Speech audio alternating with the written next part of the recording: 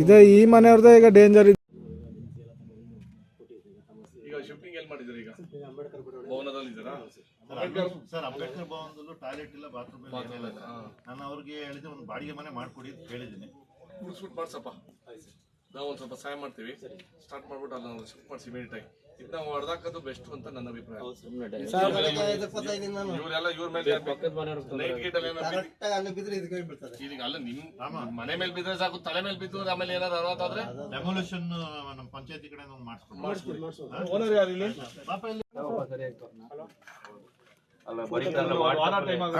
ಬಂದ್ ಏನು ಮಾಡಿಲ್ಲ ಅಂತ ವಾಟ್ಸಪ್ ಅಲ್ಲಿ ಬರೀತಾರಲ್ಲ, ಬಂದು ಇದೇ ಮಾಡಿದ್ದಾರೆ ಅಂತಾನೆ ಹಾಕಿ. ಓಕೆ, ಇದು 1,20,000 ಇಟ್ಕೊಂಡವ್ರಪ್ಪ.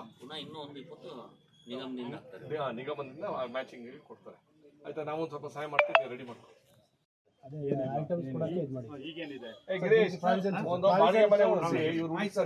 ಅದೊಂದು ಸಹಾಯಧನ ಮಾಡ್ರಿ.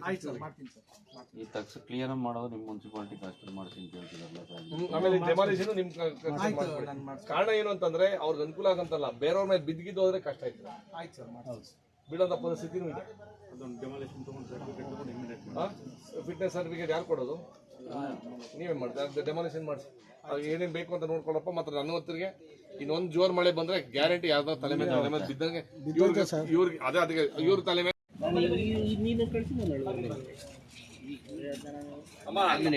ತಾತ್ಕಾಲಿಕವಾಗಿ ಮನೆ ಬಿದ್ದೋದ್ರಿಂದ ಜಿನ್ಸಿ ಪರಿಹಾರ ಕೊಟ್ಟಿದ್ದೀವಿ. ಇದು ಟೆಂಪ್ರರಿಗೆ, ಪರ್ಮನೆಂಟ್ ವ್ಯವಸ್ಥೆ. ಆಮೇಲೆ ಮನೆ ಎಲ್ಲ ಬಿದ್ದಾದ್ಮೇಲೆ ಇನ್ನೊಂದ್ಸಲಿ ಮಾಡ್ಕೊಡಕ್ಕೆ ಮಾಡೋಣ. ಈಗ ಒಂಚೂರು ನಾನು ಹೇಳಿದ್ದೀನಿ ಅವನಿಗೆ, ಬಾಡಿಗೆ ಮನೆ ಎಲ್ಲರೂ ಹುಡುಕಿಸಿ ನಾವು ಸಹಾಯ ಮಾಡ್ತೀನಿ ಅಂತ ಹೇಳಿದ್ದೀನಿ. ಅಂತ ಆಯ್ತು, ಆ ಕೈ ಮುಗಿಬೇಡಿ. ಹೊರಗೇನ ಹುಷಾರು, ನಮ್ಮನ್ನು ಹೊಡೆಯಕ್ಕೆ ಇಟ್ಕೊಬೇಡಿ. ಯಾರಾದ್ರೂ ಇಲ್ಲಿ ಅವ್ರದಲ್ವಾ, ನೀವು ಆಮೇಲೆ ನೀನು ಹೊಡ್ಸಾಕ್ಬಿಟ್ಟು ಕಳಿಸ್ಲಿಲ್ಲ ಅಂತ ಮಾಡ್ಬಾರ್ದು. ಅರ್ಥ ಆಯ್ತಾ?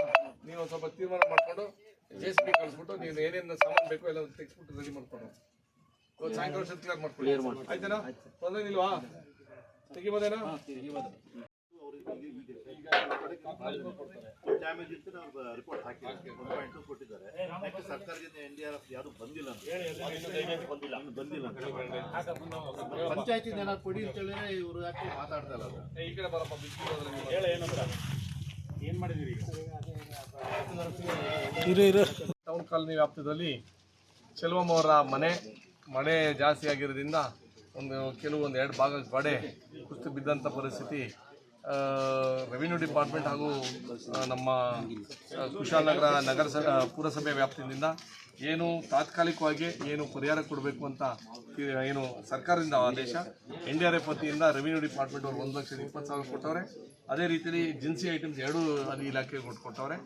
ಅದರಿಂದ ಬರೋಂಥ ದಿವಸದಲ್ಲಿ ಏನು ನಮಗೆ ಸರ್ಕಾರದ ವತಿಯಿಂದ ಇನ್ನು ಅಂಬೇಡ್ಕರ್ ನಿಗಮದಿಂದ ಎಷ್ಟು ಮನೆ ಕಟ್ಟಕ್ಕೆ ಎಷ್ಟು ಸಹಾಯಧನ ಕೊಡೋಕ್ಕಾಗುತ್ತೆ ಸಾಧ್ಯ ಕೊಡಿ. ನಾವು ನಮ್ಮ ಪಾರ್ಟಿ ವತಿಯಿಂದ ಜೋಶಿ ಅಣ್ಣವರು ನಾವೆಲ್ಲರೂ ಸೇರಿಕೊಂಡು ಅವ್ರಿಗೆ ತಾತ್ಕಾಲಿಕವಾಗಿ ಒಂದು ಬಾಡಿಗೆ ಮನೆ ಮಾಡಿಕೊಂಡು ನಾವು ಏನು ಸಹಾಯ ಮಾಡಬೇಕು ನಾವು ಅವ್ರಿಗೆ ಸಹಾಯ ಮಾಡ್ತೀವಿ. ಅವ್ರಿಗೆ ಧೈರ್ಯ ಕೊಡೋಂಥ ಕೆಲಸ ನಮ್ಮ ಜವಾಬ್ದಾರಿ. ಅದೇ ಹಿರಿಯವರು ಅಮ್ಮ ಇದ್ದಾರೆ, ಯಾಕೆಂದರೆ ಅವರು ಕೆಲಸ ಮಾಡಲಿಕ್ಕೆ ಸ್ವಲ್ಪ ಕಷ್ಟ ಆಗ್ಬೋದು. ತಾತ್ಕಾಲಿಕವಾಗಿ ಅಂಬೇಡ್ಕರ್ ಭವನದಲ್ಲಿ ಕೊಟ್ಟರು. ಪಾಪ ಟೌನ್ ಕಾಲನಿ ಅವರೆಲ್ಲ ಪಾಪ ನಿವಾಸಿಗಳು ಸಹಾಯ ಮಾಡಿದ್ದಾರೆ. ಬರೋಂಥ ದಿವಸಗಳು ಇವ್ರಿಗೆ ಪರ್ಮನೆಂಟಾಗಿ ಒಂದು ಇದೇ ಜಾಗಕ್ಕೆ ಸ್ಥಳಕ್ಕೆ ಒಂದು ಅನುಕೂಲ ಮಾಡ್ಕೊಳ್ಳೋಂಥ ಕೆಲಸ ನಾವು ಮಾಡೋಣ. ಧೈರ್ಯದಿರಪ್ಪ.